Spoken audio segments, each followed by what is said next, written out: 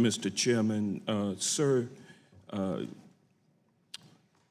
of the 64,000 drug overdose deaths in 2016, you're familiar with that figure, right? 64,000. What percentage of the 64,000 were for non-prescription opioids? In other words, heroin and fentanyl. So fentanyl alone makes up for about 20,000, so roughly a third. And where heroin and fentanyl came combined, I don't recall. Overall, opioids was 44,000 of that 64,000. Mm-hmm. And of the 64,000, how many deaths came as a result of overdosing on marijuana? I don't recall even seeing that on the chart. So in other words, you don't have any information that there's any deaths that have been, that marijuana is responsible for within that 64,000? I am aware of a few deaths from marijuana. You are aware of a few deaths? Yeah. From overdosing on marijuana? I don't recall if it was overdosing, but deaths attributed to the use of marijuana. Deaths attributed, okay. What do you mean by that? I don't recall whether it was that it had been adulterated with something else.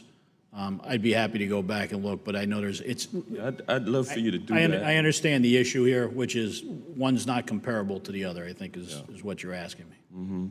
How many drug arrests throughout the country in 2016 for all illegal substances, drugs? I don't know.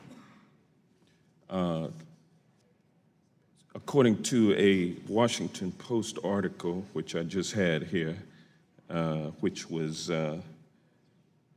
dated September the 26th of 2017 by Christopher Ingraham, he notes that more people were arrested last year over pot than for murder, rape, aggravated assault, and robbery combined. About 800,000 arrests for pot in 2016. Now, you stated in response to Mr. Cohen's question that you pretty much intimated that marijuana arrests were not that profound, not too many, but 800,000 is quite a big number, isn't it?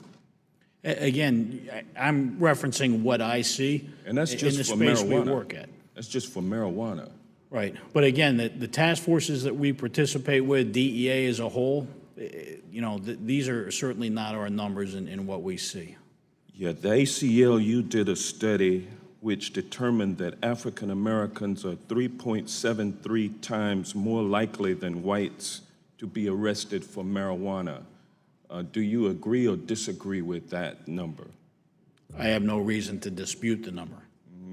Do you believe that marijuana being listed under Schedule 1 has anything to do with federal, state, local law enforcement policy with respect to those 800,000 arrests?